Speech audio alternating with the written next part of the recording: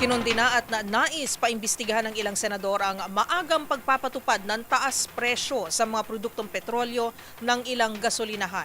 Hinimok din ito na isumbong sa otoridad ang mga pasaway na gas stations. Magbabalita si Raymond Dadpaas. Kinalampag ni Senador Sherwin Gatchalian ang Department of Energy upang imbestigahan ang mga gas companies na sobrang itinaas kada litro ng kanilang mga produkto. Ito ay upang malaman kung ito ang totoong actual cost ng kanilang inventaryo. Kinundina ni Gatchalian ang mga oil companies na sobrang itinaas ng kanilang mga produkto, gaya ng hindi nito pinangalanan na small player na nagbibenta ng 105 pesos per liter ng diesel at 90 pesos naman sa gasolina.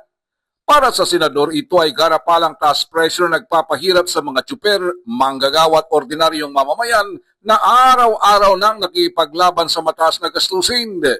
Hinimok naman ni Senate President Pro Tempore Panfilo Ping Lacson ang publiko na i-report agad ang mga gas stations na masyadong maagap sa pagtaas ng kanilang presyo.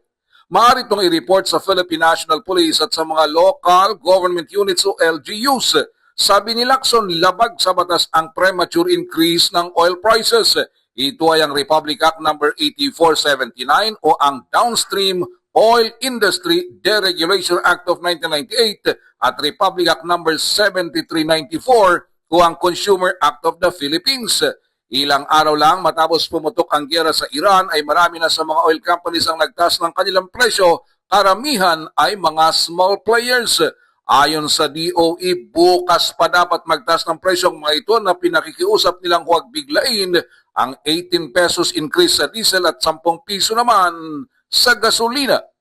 Para sa MBC TV Network News, ito si Raymond Dadpaas ng DZRH, una sa Pilipinas, una sa Pilipino.